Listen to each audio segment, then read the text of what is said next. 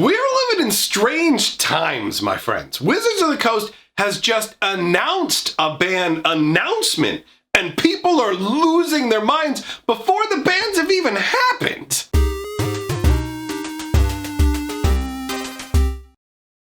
Greetings, owners of fine luxury cardboard rectangles. What a world, what a time to be a Magic player. Wizards of the Coast has made a ban announcement, and people are losing their minds, which is, admittedly, it's pretty funny to me in some ways. In other ways, it's disheartening. It's more like a cry so you don't laugh. That's where we've gotten to. It's a laugh so you don't cry style scenario. I remember Wizards has done like preemptive announcements saying, we're going to do a ban soon. And it really just had people going, why don't you do the bans right now? But this announcement, completely different beast. So the announcement says, and this came out in the last 24 hours, 1 week from today, on May 18th, will be the next banned and restricted update, impacting Vintage, Legacy, and Brawl.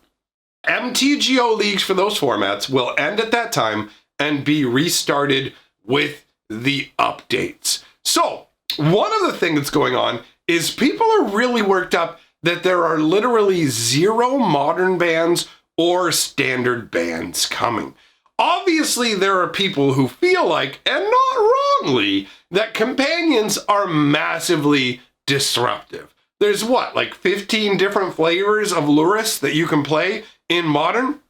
Companions have completely wrecked Magic the Gathering at this point. They really just came in like a wrecking ball. If you're somehow watching this video through the ancient lens of years in the past, the companion cards essentially just created an extra 8th card in your hand and are untouchable. There's a number of different problems that come in with them, and it's their power levels. So there's going to be no bans in Standard, which Standard's not exactly what I would call healthy. There's no bans in Modern. Modern's just been flipped on its head from what I understand. I don't even play Modern, and it's obvious how much Lurrus is just rampaging through Modern, but nope, not making any kind of bannings in either of those formats. Now let's address why that's happening, just so everybody's on the same page, because this is the exact same scenario that happened when Hogak was absolutely dominating. Wizards prints a card or cards that are problematic.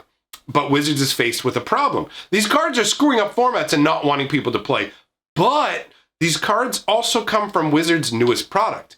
And at the end of the day, money always comes first. You don't matter as a player. Just remember that. From Wizards of the Coast perspective, you don't matter. It's all about short-term gain for Hasbro to get the money they need for their shareholders. We're not really technically Wizards customers. Wizards customers are really Hasbro shareholders. So with that knowledge in mind, you can understand why they won't be doing any standard bannings based on what's going on with the companions or Modern. They want to push all the inventory out, get all the allocations, everything sold before they drop the hammer. They did it with Hogak. They let Hogak absolutely brutalize Modern, and they didn't care. They banned around Hogak hoping, oh, please, please, please don't make us ban this card that's in the new set that we're selling for double the regular price. So we've got a similar scenario here where Standard and Modern are not going to get any bans whatsoever. Now, turning to Brawl, the Brawl format, I don't know exactly how much Wizards is moderating the health of the Brawl format. The Brawl format feels like a weird beast where it seems like Wizards is trying to support it and then not support it, and then support it and not support it. Because Brawl originally showed up really as a marketing gimmick to go with Dominaria, where they were like, check it out, it's basically a watered-down standard commander, and you can play with these legendary creatures. But then Wizards didn't consider it a proper format, didn't worry about doing any bans for it, didn't even really just bring it up, and allowed Brawl to get completely destroyed by a card named Baral. Baral destroyed Brawl, right? So they kind of let Brawl go and then decided, we're going to revitalize Brawl, we're going to bring it back to Arena. Like, okay. And they succeeded, obviously, to the point where people are playing Brawl now, but they're like, we want to make Brawl a thing. And then they restricted it to just Wednesdays, where you can only play Brawl on Wednesdays. And then they're like, you can play Brawl every day, but you have to pay us a bunch extra. And it's just like, wait, are you trying to support this format or not? So Brawl has kind of a weird home on Arena where people are playing it, but it doesn't feel like they're doing that much to kind of keep the Brawl environment healthy. In all honesty, I don't think that the Brawl ban is going to have anything to do with the companions. I think the most likely candidate, honestly, is the Dranith Magistrate, right? I mean, he literally is a creature that says you can't cast creatures unless, or no, you can't cast cards unless they were cast from your hand. And Brawl uses a command zone, right? So with a command zone, you literally can't cast your Brawl commander. So to me, the Brawl banning is like just probably going to be Dranith Magistrate. That's it. I don't expect they're going to do any other bannings in Brawl, again, especially because the candidates that need to be banned are also the candidates they're trying to sell. And bear in mind that this Brawl, this banning announcement is coming basically right on the heels of Ikoria release. 18th is when the bans drop. 15th is when the set drops. Ikoria's not even out in North America, so Wizards clearly wants to sell this stuff. So they're staying away from fixing standard or modern because at the end of the day, you don't matter. They just want your money, boy. Give us the money and shut your mouth. We're Wizards of the Coast. So what's left? Well, we've got Vintage and Legacy. Now, what's going to go on with Legacy, I'll admit, isn't as interesting to me as Vintage. Vintage and Legacy fall under the same umbrella to me. I kind of lump them together and sometimes even call one the other without realizing it. I did it like yesterday, where I called, we were talking about Legacy, but I was thinking Vintage because they're both like very similar. The main difference between Legacy and Vintage is the way that they handle problematic cards, okay? Legacy basically says ban, whereas Vintage says restrict. Now, restrict is an old school concept. I mean, that's the reason these lists are called B&R list, banned and restricted. Restricting only happens in one format, and that's Vintage. And restriction is reducing the amount of copies you're allowed to play of a card down to one, whereas banning is just outright, you can't use this card regardless. Now, they have come along with something that's like restricting. It's not actually like restricting. What am I talking about? This is the Magic Arena only historic format style where they will suspend cards, which is like a temporary banning. So it's actually not like restriction at all because it doesn't decrease the amount you can play with. It just says you can't play with it. So really there's three different things that can happen to a card: banned, restricted, or suspended. Now when it comes to physical cards, it's just banned and restricted.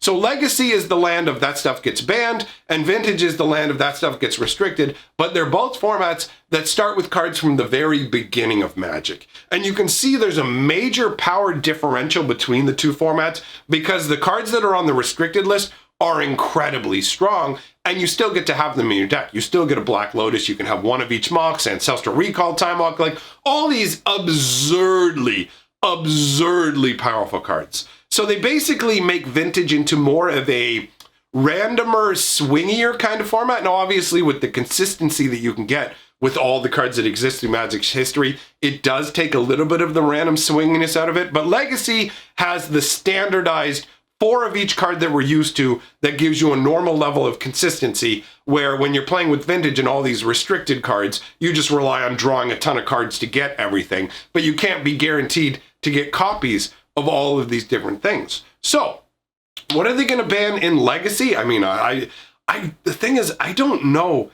if they're really even going to bite the bullet and ban companions anywhere yet, right? Like I said, what they want to do is they want to make sure that the newest set sells. And if the newest set is selling to older formats, they're going to want those sales as well. How much does that comprise? You have to understand that what's happened here with companions is actually pretty much in line with Wizards' plans. With the new set designs, the way they want to do things is have it so that when they make cards, they don't just stay in standard. There was a problem with the number of sets with the Ixalan block and everything, where they were underpowered and most of the cards that existed in that format just stayed in standard and went nowhere else. Wizards wants the cards to have longevity for a number of reasons. One of the big ones is Secret Lair. If a card doesn't do anything outside of standard, then it has no ability to appreciate in value over time. If nobody's playing it in Commander, Modern, Legacy, Vintage, there's nothing to push the prices up. And if you can't push the prices of the cards up,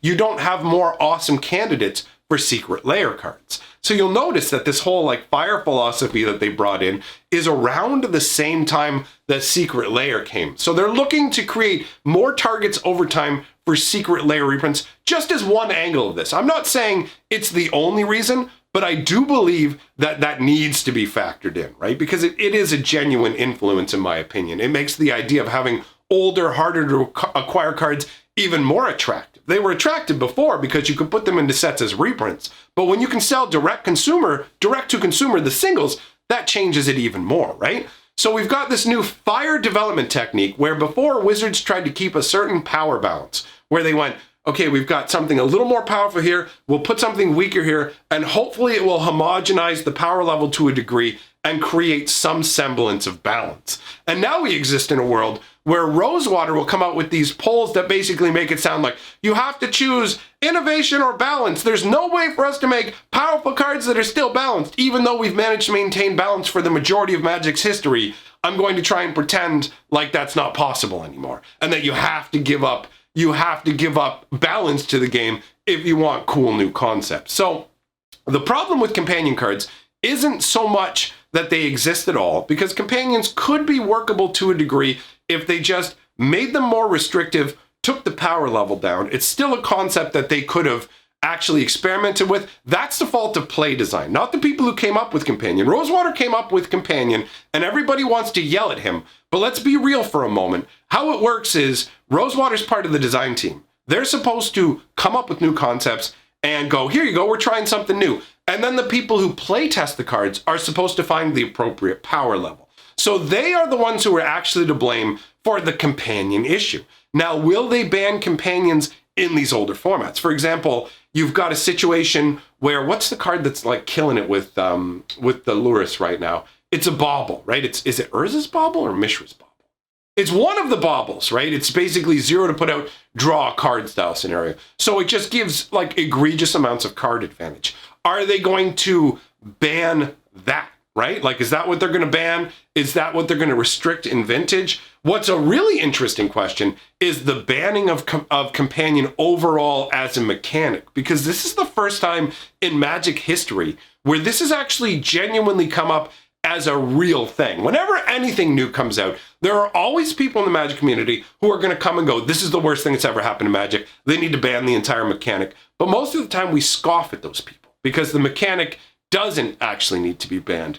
But Companion's the first mechanic that I can ever remember in Magic history, and maybe this happened way back in the past when I just wasn't as in tune with Magic the Gathering. You know how it goes with Magic, right? We all get in and out of the game. There's kind of an ebb and flow. Obviously, with what I do with the channel now, I'm way more in tune with Magic than I've ever really been, just because I'm talking about it every day, making videos, doing all this. So as far as I understand, we haven't really had a scenario where people who know what they're actually talking about and are reasonable and not just your sideline crazy scream, everything's broken, everything's a problem. The like reasonable individuals are calling for the complete removal of Companion as a mechanic across the board. And that's not something that you ever see in Magic. It is a historical situation. And speaking of like historical moments, what's going on with Vintage? Let's explore the concept of a companion ban in Vintage for a second, right? Because that's what it would have to be.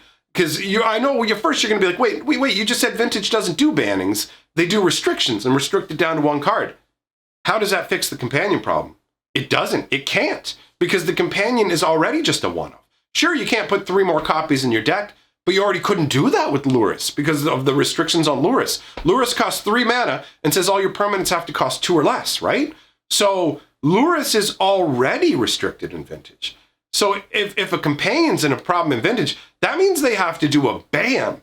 And that is something I believe in the entire history of Vintage, they've done once or twice at most. Like through the entire history of the game, over decades and decades of Magic, to the point where I'm not even 100% sure if there are banned cards in Vintage. did they ban? I feel like they banned channel in Vintage. If you're a Vintage aficionado, let me know in the comments. Have they done Vintage? Like, did they ban channel in Vintage? Because bannings in a format that relies on restrictions is very fascinating to me. That shows just how badly this card warps the format. And it's also interesting that what's unique about the mechanic is also what requires that it be full on banned, right? If it was just if Lurrus just existed inside your deck and you had to draw it like any of your other cards like Lotus, Ancestral, anything like that, then it wouldn't be as big a problem. People would dig to get it or whatever, but you wouldn't have that consistency where you could do dumb stuff like, hey, check it out. First turn, Black Lotus, sack the Lotus, put out the Lurrus, bring the Lotus back from my graveyard. It's like that's just absolute insanity. But I don't feel like that's what's going to happen. I feel like Wizards is going to ban around the problem.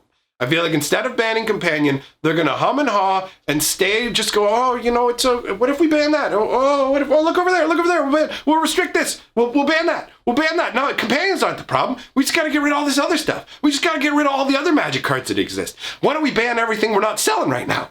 So that's the way they operate. The health of the format is secondary to the health of the finances that they're pulling in, which is really not good for the health of formats, right? I mean, yes, they're a company. Yes, they need to generate revenue, but they need to stop being so short-sighted and basically feeding it to us over the short term to make the money, pretending like the problem isn't the problem, and then coming out a couple months later and being like, you know what? Our statistical research has shown whatever. Like, Ikoria isn't even out in paper, but we already know Companions were a massive, massive, massive glaring error. Now, I fall into the camp of people who want to see more innovation.